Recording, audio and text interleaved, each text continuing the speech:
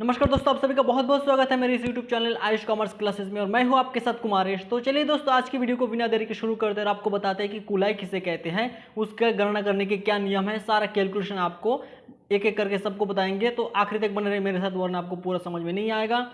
और ये आपने मेरे चैनल को अभी तक सब्सक्राइब नहीं किया है तो जल्दी से सब्सक्राइब कीजिए, बेल आइकन दबाइए, ऑल कीजिए, ताकि आपको मेरे इनकम टैक्स से रिलेटेड सारी वीडियो के नोटिफिकेशन आपको जल्दी मिल जाए।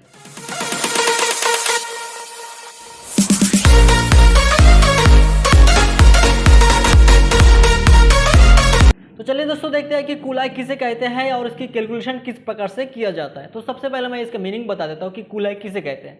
तो कुल आय, जो भी हमारा शकल कुल आय रहता है, ठीक है, उस शकल कुल आय में से हम लोग 80C से 80U तक के सारे कटौतियाँ घटा देंगे, ठीक है।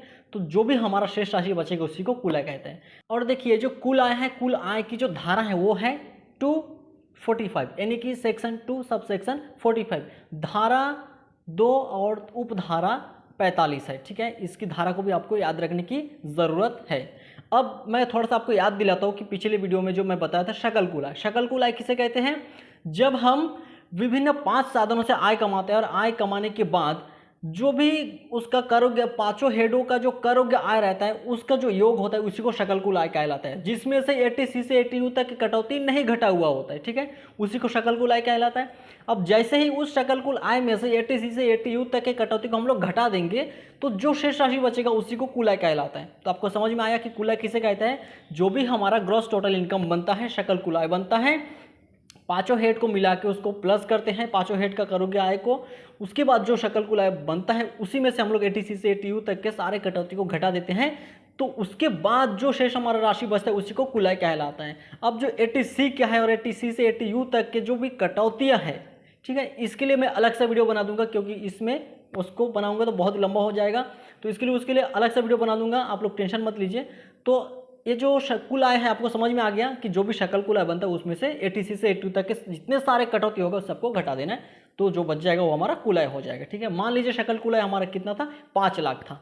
उसमें से मान लीजिए जो भी हमारा कटौती था 80C से लेकर के 80U तक की जो भी कटौती था उन सबको मिलाकर के हुआ 50,000 हुआ है, ठीक है।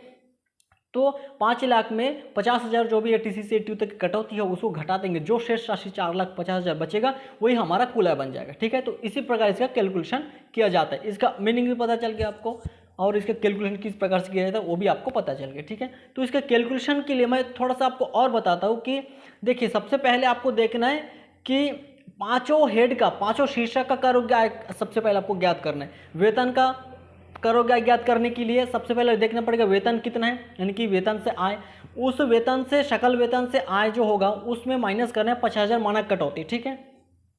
जो भी बनेगा वो तुम्हारा क्या हो जाएगा, करोगे आय जो वेतन का हो जाएगा। उसके बाद मकान संपत्ति में क्या होगा, मानक कटौती 30% घटाना पड़ेगा, स्वीकृत कटौती है, उसके वो भी करोगे बन जाएगा घटाने के बाद। उसके बाद जो व्यापार पेशा है, पूंजी लाभ है, अन्य साधन है, इसमें भी कुछ कुछ जो भी स्वीकृत कटौती है उन सभी स्वीकृत कटौती को घटा देना है उसी हेड के आय से।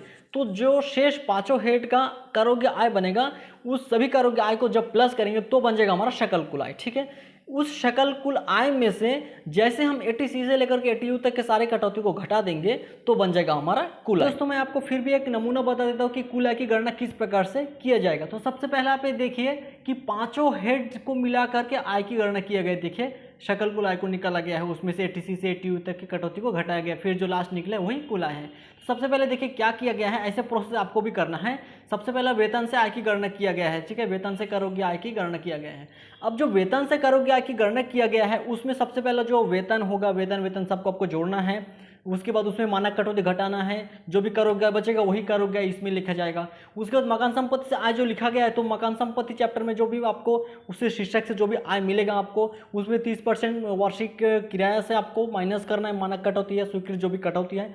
उसके बाद जो करोगे आय बचेगा मकान संपत्ति से उसी को यहाँ पे लिखना है। फिर व्यापार पेशा में, पूंजी लाभ में, अन्य साधन में जो भी अपने हेड के आय है उसी हेड के संबंधित जो भी स्वीकृत कटौती है उसको माइनस करना है। जो भी करोगे आय रहेगा सभी को ऐसा लाइन से लिखना है, ठीक है। पांचों हेड को मिला करके जो भी बनेगा वो अपना शकल कुल आय बनेगा। तो सभी पांचों हेड के करोगे आय को एक साथ लिखना है यहाँ पे लाइन से। फिर सभी को प्लस करना है तो निकलेगा शकल कुलाय। उसी में से आपको घटाना 80C से 80U तक के सारे कटौती है, ठीक है। जैसे कटौती घट जाएगा, घटने के बाद जो शेष लास्ट में बचेगा वो हमारा क्या हो जाएगा, कुलाय बन जाएगा, ठीक है। तो इस प्रकार से प्रोसेस आपको करना है। बहुत ही लंबा चौड़ा प्रोसेस है, इसलिए थोड़ा ध्यान से देखना वीडियो को। इसके लिए आपको टेंशन लेने की जरूरत नहीं है। मैं इसी से संबंधित, कुलाय से संबंधित, शकल कुलाय से संबंधित हर एक के लिए अलग अलग वीडियो बना दूंगा। प्रैक्टिकली आप लोग देखना, उसमें प्रैक्टिकल बनाऊंगा तब आपको समझ में आ जाएगा, भले इसमें पूरा पूरा क्लियर ना हो, ठीक है। फिर भी आशा करता हूँ कि आपको बहुत ही हद तक इसमें समझ में आ गया हो, और यदि डाउट रहता है इसमें कुछ तो आप मुझे कमेंट में पूछ सकते हैं। लेकिन आपके लिए मैं प्रैक्टिकल क्वेश्चन के लिए अलग से वीडियो बना दूंगा, उसके लिए आपको टेंशन लेने की कोई ज़रूरत नहीं है, ठीक है। तो इसी के तहत मिलते हैं अगले वीडियो में।